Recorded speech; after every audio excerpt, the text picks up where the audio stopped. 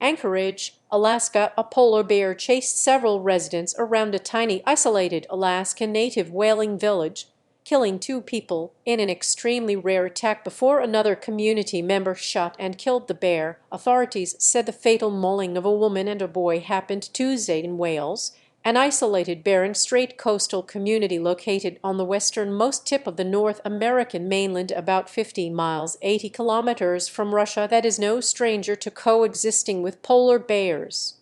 Like many far-flung Alaskan villages, the predominantly Inupiaq community of roughly 150 people organizes patrols when the bears are expected in town from July through early November, before the sea ice forms and bears head out on the frozen landscape to hunt seals. That makes what happened this week almost unheard of because polar bears are normally far out on the ice in the dead of winter and not close to villages, said Jeff York, the senior director of conservation at Polar Bear International, a conversation group. The last fatal polar bear encounter in Alaska was in 1990. I would have been walking around the community of Wales probably without any bear deterrence because it is historically the time of year that is safe, said York. It is unclear if this attack was related to climate change, but it is consistent with what is expected as the Arctic continues to warm at 4 times the rest of the Earth, changing the ecosystem in ways that are still not fully understood, York said. However, this particular bear is a member of a population that is doing fairly well, said Andrew Deracher, a professor of biological sciences at University of Alberta and an expert on polar bears. Alaska scientists at the U.S. Geological Survey in 2019 found changes in sea ice habitat had coincided with evidence that polar bears' use of land was increasing and that the chances of a polar bear encounter had increased. We are expecting and have anecdotally seen an uptick in human polar bear encounters. Fortunately, most of those don't end in injury or death, but the probability of that happening seems to be on the rise. The names of the victims or other details of the attack have not been released. Alaska state troopers and officials from the Alaska Department of Fish and Game were planning to fly to Wales' Gravel airstrip as soon as weather allowed. Wales is just over 100 miles, 161 kilometers northwest of Nome. The community is accessible by plane and boats, including barges that deliver household goods. Winter trails provide access on snowmobiles to other communities and to subsistence hunting grounds. ATVs are used for non-winter hunting and fishing trips. Polar bears are at the top of the food chain and see humans as a food source, York said.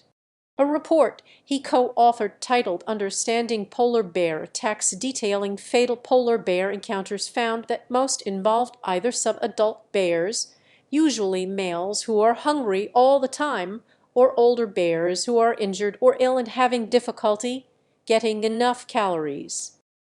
Both of those bear types are more likely to take risks like we saw here in Wales. Unlike brown or black bears, polar bears do not hibernate in the winter. Only pregnant females enter snow dens, and that is only for reproduction. All the other polar bears are out, typically on sea ice where their prey is available year-round.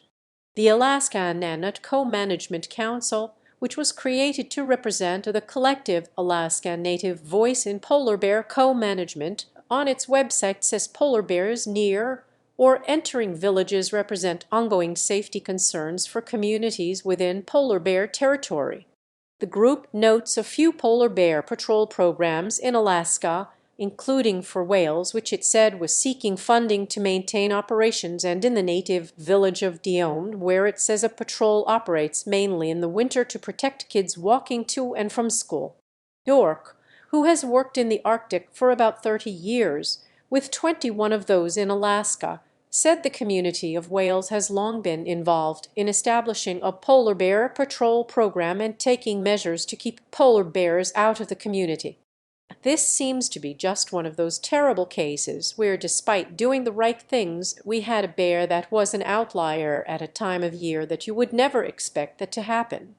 Deracher, The professor of biological sciences at University of Alberta said the location of the attack is far south in the distribution of polar bears, but it isn't abnormal for them to be there.